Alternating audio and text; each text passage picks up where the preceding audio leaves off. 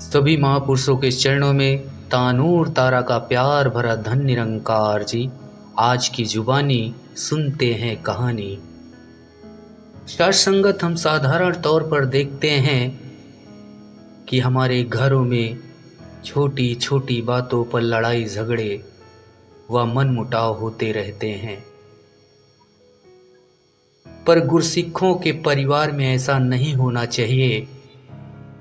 सदगुरु ने हमें ब्रह्म ज्ञान देकर हमारा नाता परम पिता परमात्मा से जोड़ा है, पर जब तक हमारे मन की भावना नहीं बदलती हम गुरसिख कहलाने के लायक नहीं होते।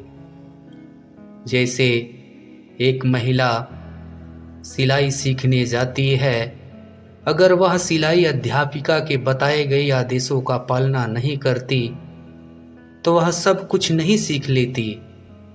इसी तरह जब कोई व्यक्ति किसी के पास इंजीनियर की शिक्षा लेने जाता है और वह यदि उस्ताद की बातों को नहीं मानता तो उसे सारी जानकारी नहीं प्राप्त हो सकती और वह इंजीनियर नहीं बन सकता। इसी तरह हमारा नाता इस प्रभु से जुड़ा है। हमारे जीवन में इतने गुणों का प्रवेश होना ज़रूरी है जो एक गुरसिख में होते हैं। हमारे जीवन में मिठास, सद्भावना, नम्रता, प्रीत, प्यार वाले गुण आ जाना चाहिए। एक बार किसी घर में एक नई बहू आई और शादी के उपलक्ष्य में घर वालों ने बहुत महंगा टी सेट खरीदा, जो कि सोचा जब बाबा जी आएंगे तो टी सेट में चाय पिलाएंगे। एक दिन अचानक ही पूज्य कमल जी एक संत उनके घर आए। उन्होंने चाय बनाई और बहू खुशी खुशी ट्रे में चाय रखकर बाबा जी की तरफ बढ़ी। अचानक ही उसका पैर कालीन में फंस गया और वह गिर पड़ी। टी सेट भी टूट गया।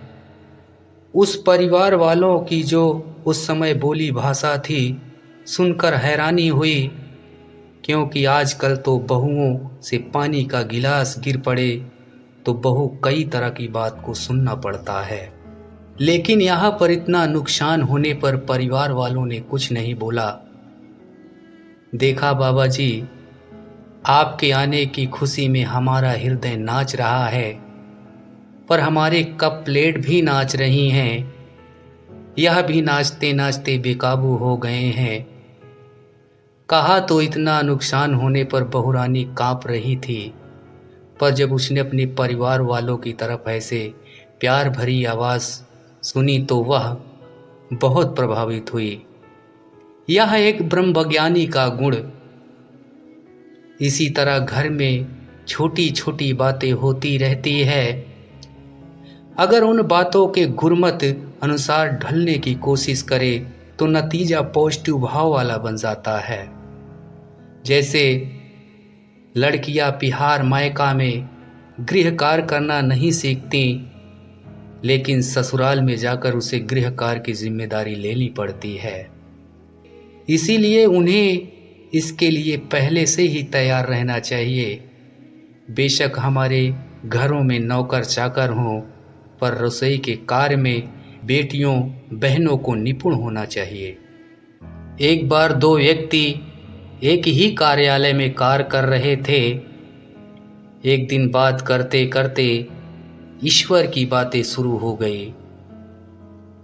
उनमें से एक बहुत खुश रहने वाला निरंकार प्रभु से जुड़ा व्यक्ति था, दूसरा हमेशा दुखी रहने वाला था। उसने अपने साथी से खुश रहने का रहस्य पूछा तो उसने बताया, हमारे परिवार के सभी सदस्य इस निरंकार प्रभु से जुड़े हुए हैं। इस प्रकार प्रतिदिन उनमें आपस में निरंकार प्रभु की बातें होने लगी। एक बार उसका दिल किया कि वह भी सत्संग जाए। वह सत्संग में जाने लगा और कुछ समय बाद उसने भी प्रभु का ज्ञान ले लिया।